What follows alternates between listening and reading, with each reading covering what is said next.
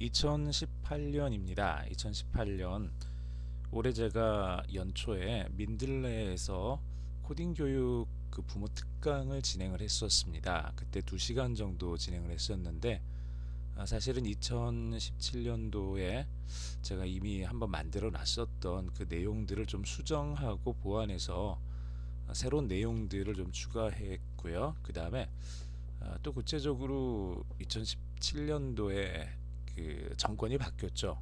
우리나라가. 그래서 정권이 바뀌면서 좀 바뀐 그런 내용들을 좀 추가를 했습니다. 그 내용들을 가지고 다시 한번 2018년 버전으로 우리 아이 코딩 교육 어떻게 할까, 이런 그 고민을 가지고 있는 부모님들을 대상으로 코딩 교육이 무엇인지, 왜 해야 되는지, 그리고 어떻게 할 수 있는지, 과연 전문가라고 하는 사람들의 말을 어디서 어디까지 믿어야 될지, 이런 내용들을 가지고 함께 이야기해보고 고민해 볼 수 있는 시간을 갖도록 하겠습니다. 그때 한 2시간 정도 진행을 했었고요. 그 내용들은 크게 5개로 좀 구분을 했습니다. 4차 산업혁명, 그리고 코딩 교육, 그리고 두 번째는 코딩의 역사, 그리고 세 번째로 코딩 교육이라는 게 뭔지, 그리고 현재 부모의 역할에 대해서 구체적으로 코딩 교육을 시작을 해본다면 어떻게 할 수 있을지, 이런 내용들을 좀 다뤄봤습니다. 각각의 내용들을 제가 아무리 좀 적게 잡아도 최소한 15분, 20분, 뭐 30분까지는 될 것 같아요. 그래서 이 내용들을 5개로 나눠보려고 하는데 그 이상으로 나눠질 수도 있습니다.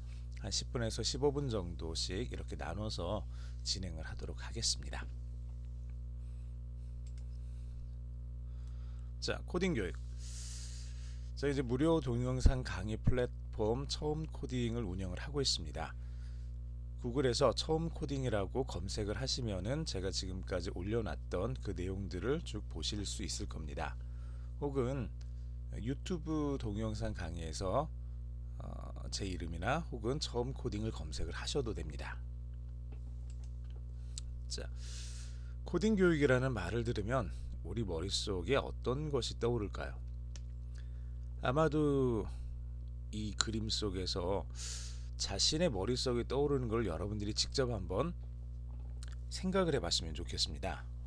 왜냐면은 여러분들이 이 과정을 거치지 않고 그냥 코딩 교육이라는 것을 외부에서 전달해주는 정보들을 들음으로써 생각이 고정돼 버리면은, 그러면은 그게 정말 코딩 교육이 돼 버립니다. 그런데 사실은 우리나라가 지금까지 코딩 교육을 해본 적이 없죠. 컴퓨터 교육을 한 적은 있습니다. 뭐 프로그래밍 교육을 한 적도 있습니다. 그런데 아직 우리나라에서는 구체적으로 코딩 교육이란 걸 해본 적이 없습니다.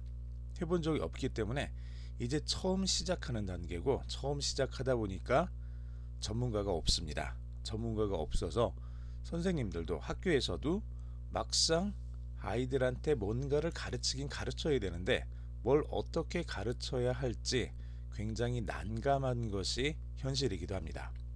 이렇게 난감한 현실 속에서 우리는 계속해서 전문가들을 찾습니다. 전문가들을 찾아서 이 코딩 교육에 대한 그 내용들을 우리한테 알려주기를 원하죠. 대부분의 사람들은 그렇습니다. 저 역시도 아마 대부분 그럴 것 같아요. 그런데 그렇게 해서 코딩 교육이 어떤 것이다 라고 이렇게 정형화 되어 버리는 순간 우리는 거기에서 벗어나지를 못하게 됩니다. 벗어나지를 못하고 그걸 그대로 받아들이게 되죠. 그래서 지금 이 시간에는 우리가 코딩 교육에 대해서 각자가 생각하고 있는 것들을 다시 한번 여러분들이 노트에다가 한번 적어 보셨으면 좋겠습니다. 특히 학생, 아이들을 가지고 있는 부모님들은 아이의 교육에 대해서, 이 아이가 초등학생이든 중학생이든 고등학생이든 혹은 초등학교에 들어가기 전 유치원이거나 그보다 더 어린 아이들건 상관이 없습니다. 이 아이에게 필요한 교육이 무엇인지, 배움이 무엇인지, 이 아이가 어떤 아이로 컸으면 좋겠는지, 어떤 것들을 알아야 이 아이가 미래에 제대로 잘 살아갈 수 있을지, 이런 것들을 여러분들이 한번 생각을 해보셨으면 좋겠어요. 그런 것들을 먼저 우리가 가지고 있고, 이런 것들을 가지고 아이와 함께 생각하면서 교육이라는 조금 더 커다란 범주에서 고민을 해보는 그 시간이 꼭 필요한 것 같습니다.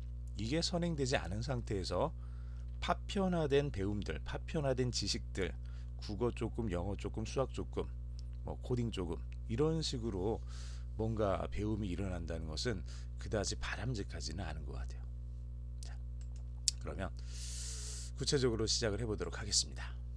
우선 4차 산업혁명 그리고 코딩이라는 이 말에 대해서 우리가 좀 다뤄보려고 하는데요. 4차 산업혁명, 굉장히 우리가 많이 들었던 말이죠. 2017년, 2016년 굉장히 좀 사회를 뜨겁게 했던 그 말이기도 합니다. 그리고 아직도 여전히 4차 산업혁명이라는 말을 많이 사용을 하고 있습니다. 자, 이 4차 산업혁명에 대해서는 2016년도에 WEF 세계경제포럼, 다보스 경제포럼에서 처음 등장했던 말입니다. 거기에서 썼던 그 말을 보면은요, 3차 산업혁명을 기반으로 한 디지털과 바이오 산업, 물리학 등의 경계를 융합하는 기술 혁명이다, 이렇게 썼는데 뭔가 조금 우리가 이해하기가 그렇게 쉽지는 않은 것 같아요.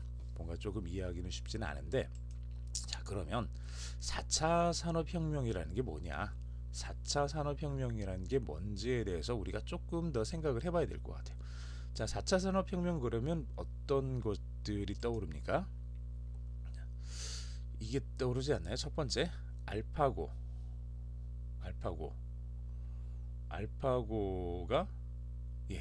떠오르시죠? 이 알파고가 뭐였죠? 예, 우리가 4차 산업혁명에 대해서 그렇게 크게 신경 쓰지 않았는데 어느 날 갑자기 컴퓨터가 사람하고 바둑을 둬서 인간 챔피언인 이세돌 프로 바둑 기사를 이겼던 그 사건을 굉장히 한국 사람들은 크게 이렇게 의미를 두기 시작을 했습니다. 4차 산업혁명 그러면 알파고가 떠오르죠.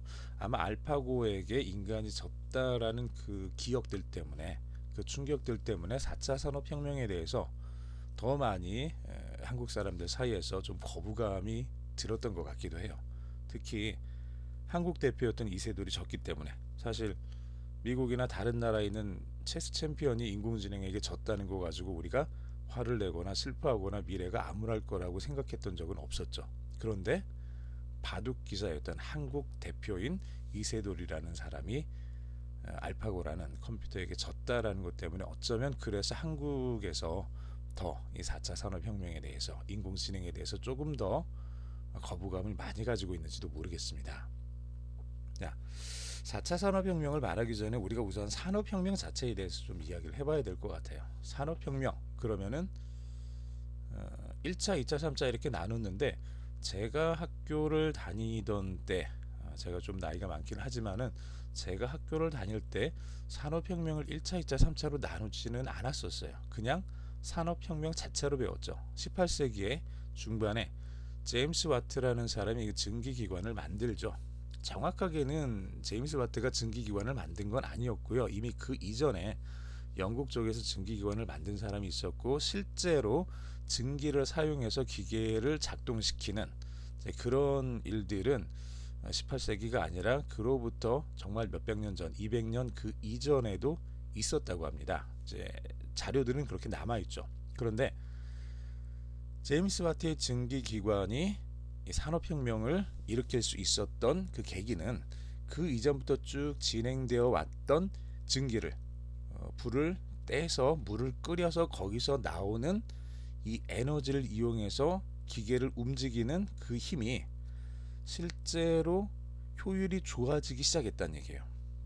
무슨 말이냐 그러면, 사람을 써서 뭔가를 움직이는 것보다 석탄을 써서 무언가를 움직이는 게 훨씬 저렴해지기 시작한 때가 바로 이 18세기 제임스 와트의 증기기관부터라고 그렇게 보시면 될 것 같아요. 결국은 사람들을 사용을 해서 우리가 어떤 일을 하는 것보다 기계를 써서, 동력이 있는 그런 기계를 써서 어떤 일을 하는 것이 훨씬 더 저렴해지고 효율적이 되는 그 순간 인류의 문명은 굉장히 크게 바뀌죠. 그 이전까지는 사람의 손으로 혹은 말이나 소나 이런 가축들을 이용해서 무언가를 만들고 어떤 일을 했다 그러면 이 산업혁명, 석탄을 사용해서 동력을 구동시키는 그 이후부터는 이제 인간이나 다른 어떤 가축들, 동물들의 노동력이 필요한 게 아니라 기계 자체, 화석 연료를 떼서 거기서 발생하는 에너지를 가지고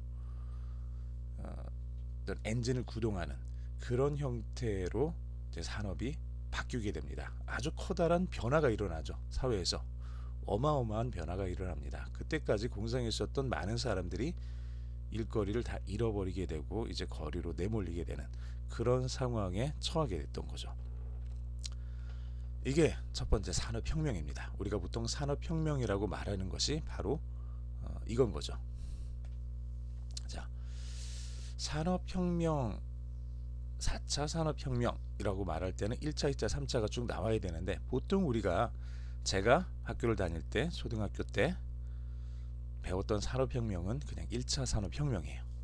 말 그대로 제임스 와트가 증기기관을 만들어서 인간이 노동력에서 벗어나고 기계장치가 화석연료를 사용한 기계장치가 그 위치를 차지하게 되는 바로 그것이 첫 번째 산업혁명의 순간이었다 그러면 두 번째 산업혁명은 이제 전기를 사용하게 되는 그때부터입니다. 자, 석탄을 쓰는 것과 전기를 쓰는 것이 무슨 차이가 그렇게 있나 라는 생각이 들지 모르겠지만 한번 생각을 해보세요. 동력기관이 있는데 이 동력에는 에너지가 전달이 돼야만 얘가 움직입니다. 그런데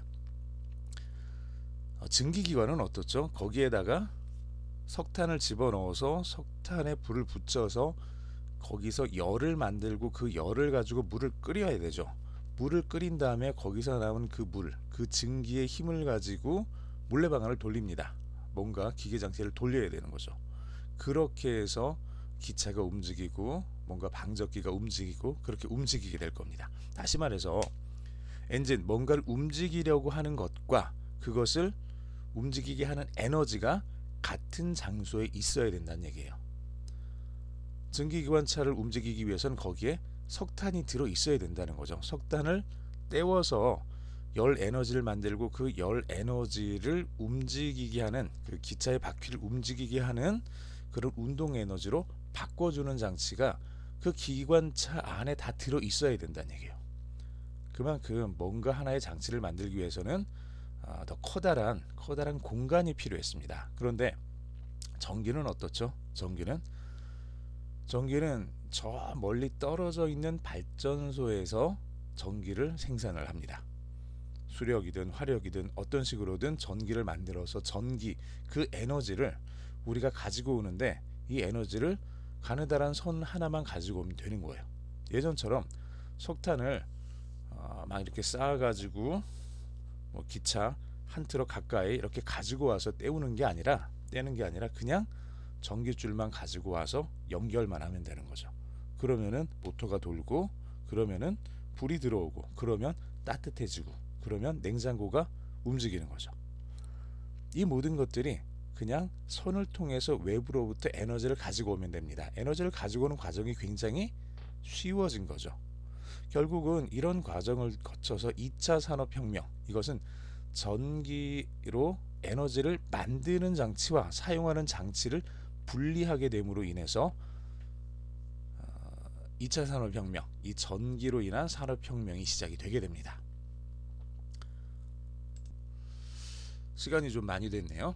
다음 시간에 3차 산업혁명부터 계속 진행하도록 하겠습니다.